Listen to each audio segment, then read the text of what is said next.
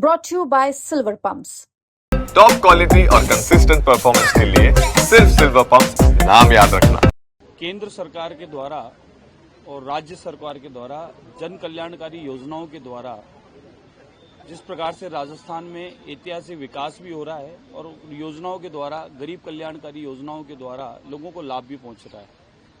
प्रत्येक वर्ग के लिए, क्या पशु पक्षी हो, क्या मनुष्य हो, क्या माताएं बहनें हो, क्या युवा हो, क्या किसान हो, समभाव रखते हुए सबके लिए कुछ ना कुछ योजनाओं का लाभ पहुंचा है और आगे भी ऐतिहासिक बजट फिर आने वाला, उसके द्वारा पहुंचने वाला है। एक वर्ष ऐतिहासिक रहा।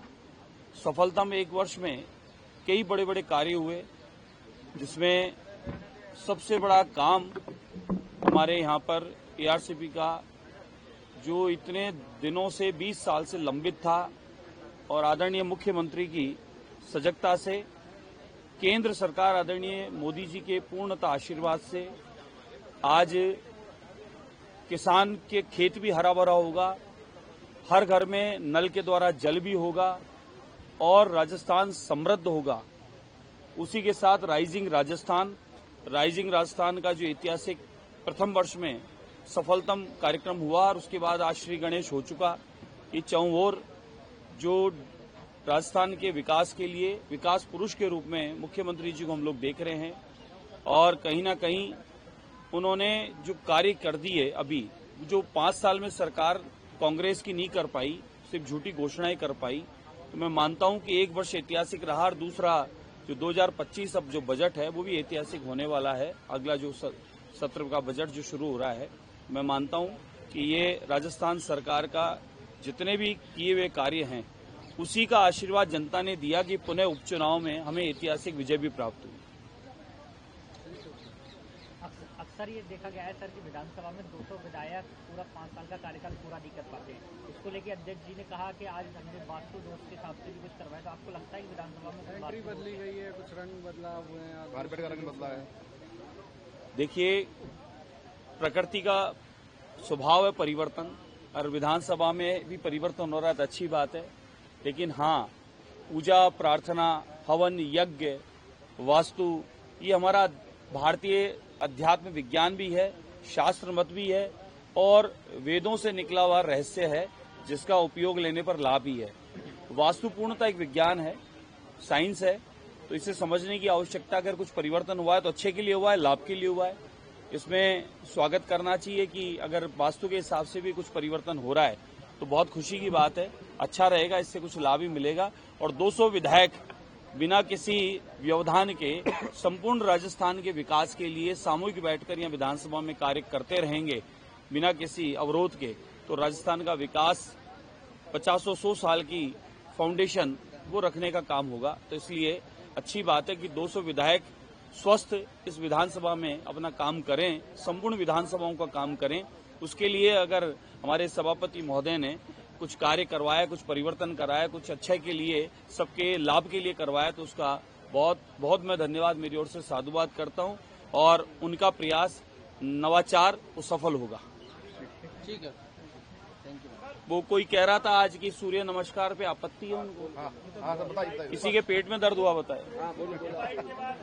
विपक्ष ने सूर्य नमस्कार पर सवाल उठाया और आपत्ति जताई। इसके खिलाफ मुस्लिम संगठन है, उन्होंने कहा कि इसको वो करना चाहिए। जिनको सूर्य नमस्कार से आपत्ति है उनको अब सूर्य के दर्शन से भी आपत्ति होगी।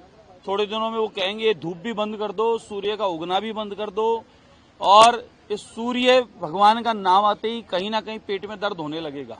सूर्य नमस्कार एक पूर्णता इस शरीर का सर्वांग एक्सरसाइज है, मन चित्त की शांति के लिए पूर्णतः एक्सरसाइज है। सूर्य नमस्कार जो है वो बच्चों के लिए, बड़ों के लिए, बुजुर्गों के लिए, माताओं के लिए, बहनों के लिए, सबके लिए ही उपयुक्त है। सूर्य नमस्कार, योग, प्राणायाम आज देश नहीं अपितु पूरी दुनिया में प्रख्यात है, पूरी दुनिया में लोग करते हैं और यहाँ देश में रहने वाले को सूर्य नमस्कार से भी आपत्ति है। मैं कहूंगा उनको सूर्य नमस्कार से आपत्ति है, मुझको मदरसों से आपत्ति है और सर्वांग विकास चाहिए तो सारे अध्ययन होने चाहिए और संस्कृत का अध्ययन अति आवश्यक होना चाहिए। इसलिए जिनके पेट में दर्द हो रहा है सूर्य नमस्कार से, वो न करें, लेकिन बच्चों के विकास के लिए और हम सबके स्वास्थ्य लाभ के लिए मन चित्त की सबकी शांति के लिए सबको योग और सूर्य नमस्कार से जुड़ना चाहिए और विद्यालयों में अनिवार्य होना चाहिए। मैं तो कहूंगा सूर्य नमस्कार के साथ साथ प्राणायाम के साथ साथ विद्यालयों में हमारा दैनिक पंचांग, जो भारतीय कैलेंडर जिसे हम पंचांग कहते हैं, तिथि त्योहार उत्सव, दिवाली होली हम जो रोज मानते हैं, प्रतिदिन की तिथियों का उत्सवों का हम रोज मानते हैं पंचांग से, उस पंचांग का वाचन और अध्ययन प्रत्येक विद्यालय में होना चाहिए। और अंग्रेजी कैलेंडर का भी जब हम लोग इस्तेमाल करते हैं तो भारतीय कैलेंडर हमारा पंचांग है, वो भी विद्यालयों में अनिवार्य होना चाहिए। मदरसों पर आपत्ति क्या, मदरसे बंद होने चाहिए या संस्कृत? मदरसों में संस्कृत का अध्ययन कराओ ना आप, या कौन से सारे मुशायरे ही कराने हैं? कौन से क्या मुशायरे कराने? मदरसों में पढ़ने वाले बच्चों का क्या विकास हो पा रहा है ये बताएं। मदरसों हम कह रहे हैं कि मदरसों में स्कूल चालू करो, मदरसों के अंदर सारे शिक्षा का अध्ययन कराना शुरू करो, उनको सभी सिलेबस पढ़ाना चाहिए ताकि वो बच्चे भी मुख्य धारा से जुड़ें, रोजगार से, व्यापार से और डिग्रियां लेकर बड़े बड़े संस्थानों में काम करें, न कि खाली वो वहां तक फंसे रहें और वोट बैंक तक लोग उनको इस्तेमाल करें। इसलिए उन बच्चों का विकास, उनका अध्ययन उनका अधिकार है, वे अधिकार उनको मिलना चाहिए और खाली मदरसों के माध्यम से उनका विकास संभव नहीं है। और खाली मदरसों से क्या हो रहा है वो आपको पता है, कश्मीर में आप हमने देखा है मदरसों से निकलने वाले बच्चे क्या किए हैं। इसलिए बच्चों को और अध्ययन भी की आवश्यकता है, इसलिए बाकी अध्ययन भी मदरसों को बंद करके और बाकी अध्ययन उनमें चालू करना चाहिए ताकि उन बच्चों का विकास हो पाए। सर, मदरसों की तरह गुरुकुल की भी स्थापना होनी चाहिए? बिल्कुल होनी चाहिए, गुरुकुल और बढ़ाने चाहिए। और गुरुकुल की पद्धति पर अगर अध्ययन करेंगे तो ये माने हमारे जैसे ऋषि महामुनि उस जमाने के इतिहास वैज्ञानिक थे, उनके लिखे हुए ग्रंथों पर पुनः शोध हो रहा है और उनकी गणनाएं आज तक हम लोग उस पर चल रहे हैं, तो ये माने गुरुकुलों से लाभ ही होने वाला है। इसलिए मदरसों की आवश्यकता नहीं है, गुरुकुलों की आवश्यकता है। संस्कृति को बचाने के लिए संस्कृत की आवश्यकता है और उन सभी बच्चों को, पढ़ने वाले मदरसों को सभी अध्ययन उनका अधिकार है, वो भी उनकी आवश्यकता है। महाराज जी, अभी आपकी सरकार भी है, विधानसभा भी चल रही है, क्या आपको नहीं लगता कि एक तरफ जो संस्कृत विद्यालय हो या महाविद्यालय है वो लगभग खत्म हो गया? क्या गुरुकुल अब जो आपको नहीं लगता है गुरुकुल भी खोलने चाहिए प्रदेश के अलग अलग जिलों? आप निश्चिंत रहें, ये आपका सवाल मेरा भी सवाल था, लेकिन जब सरकार आई भारतीय जनता पार्टी की और सनातन के साथ साथ संस्कृति, परंपराएं, उपनिषद, वेद, पुराण और नई टेक्निक के साथ में जमाने को आगे बढ़ना है। पूरी दुनिया में विश्व गुरु के रूप में भारत स्थापित था और वह पुनः स्थापित हुआ है।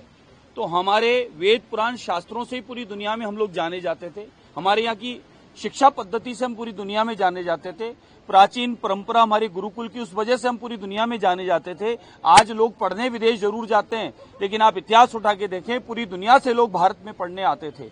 इसलिए हमारे यहाँ पर पुनः हमारे संस्कृति को, हमारी यहाँ की वेदशालाओं को बचाने के लिए, आयुर्वेद को बचाने के लिए, प्राचीन पद्धतियों को नए रूप में लाकर और पुनः अध्ययन की आवश्यकता है और उसको बढ़ाने की आवश्यकता है, जिसके लिए काम चल रहा है। आने वाले समय में आप देखेंगे अन्य शिक्षाओं के साथ साथ में गुरुकुल पर और संस्कृत पर भी अध्ययन के बड़े बड़े केंद्र खुलेंगे।